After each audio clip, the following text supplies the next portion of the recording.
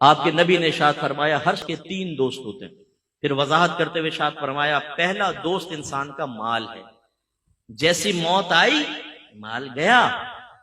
اور یہ یاد رکھیے گا جتنا مال چھوڑ کر مریں گے موت اتنی دردناک ہوگی. آپ کی لینڈ کروزر ادھر، جوتے، موزے، کپڑے، بڑا محل، جتنا آدمی مال چھوڑ کے مرتا ہے اتنی تکلیف زیادہ. آپ کے پاس 40,000 کا موبائل ہے، کوئی سنیچ کر کے لے جائے تو دکھ ہوگا نا، لیکن 1 لاکھ کا ہو تو، اور اگر 5 لاکھ کا بریف کیس چھین کر بھاگ جائے تو، اور اگر آپ کی دکان میں 2 کروڑ کی ڈکیتی کر کے چلے جائیں تو، جتنا زیادہ مال چھنتا ہے اتنی اذیت اور تکلیف زیادہ ہوتی ہے، جو ابھی ہمیں نہیں پتہ چل رہی ہے موت کے وقت ہوگی. لیکن ہم اس مال کے لیے جس کو ہم چھوڑ کر جائیں گے تو اولاد بعض اوقات نافرمانی میں خرچ کر کے ہمارے لیے گناہ جاریہ کرتی رہے گی، وہ تربیت تو ہوتی نہیں، اور چھوڑ کر ہی جانا ہے. اس کے لیے چاہے جھوٹ بولنا پڑے، فراڈ کرنا پڑے، وراثتیں دبانی پڑے، رشوتیں لینی پڑے، دھوکہ دینا پڑے، حتیٰ کہ قتل تک کروانا پڑے. مروا دیتے ہیں لوگوں کو پیسے کے لیے، لیکن یہ مال حاصل ہو جائے. جیسی موت کا جھٹکا آئے گا گئے. حضرت سیٹھ جی کو فکر تھی 1-1 کے 10-10 کیجئے، موت آ پہنچی کہ صاحب جان واپس کیجئے.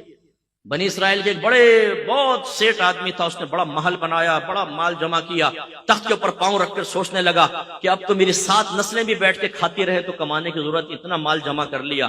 اچانک محل کا دروازہ بجا. اس نے خادم سے کہا جا کر دیکھو کون جاہلانہ طریقے سے بجا رہا ہے. وہ گئے تو دیکھا پورے پھٹے پرانے حال میں فقیر کھڑا ہے. انہوں نے کہا کیا بات ہے؟ کہا اپنے مالک کو میرے پاس بلاؤ.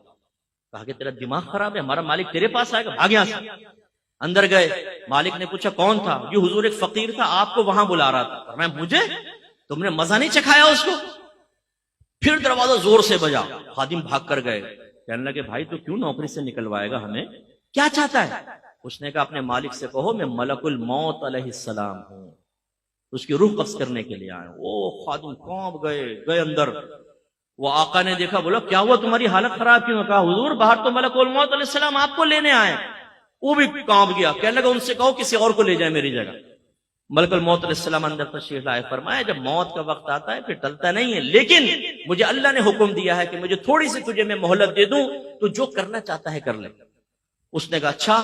سارا مال جمع کیا اور کہا اے مال تجھ پہ خدا کی لعنت ہو جائے، تو نے مجھے غافل رکھا اور تیری مشغولیت میں اپنے اللہ کو راضی نہ کر سکا، تجھ پہ لعنت ہو جائے. اس مال کو اللہ نے بولنے کی طاقت عطا فرمائی. اس مال نے کہا لعنت مجھے نہ کر، اپنے آپ کو لعنت کر. اگر تو مجھے اچھے انداز سے کما کر اللہ کی رضا میں خرچ کرتا میں تیرے کام آتا. تو نے غلط طریقے سے خرچ کیا اور جمع کیا، تیرا نقصان ہے. میری وجہ سے تو نے عزتیں پائیں. تو اس وقت بادشاہوں کے دربار میں چلا جاتا تھا جب دینداروں کو وہاں سے ہٹا دیا جاتا تھا. اس مال سے تو نے عیش کیا ہے، اپنے آپ کو ملامت کر. اور پھر حدیث روایت میں آتا ہے کہ ملک الموت علیہ السلام نے اس کی روح قبض کی اور وہ پہاڑوں کے برابر اپنی دولت کو دیکھتا ہوا مر گیا. بے فکر رہیں، یہ عنقریب اعلان ہوگا. مفتی اکمل صاحب کا انتقال ہو گیا، فلاں کا انتقال سنتے ہیں نا ہم.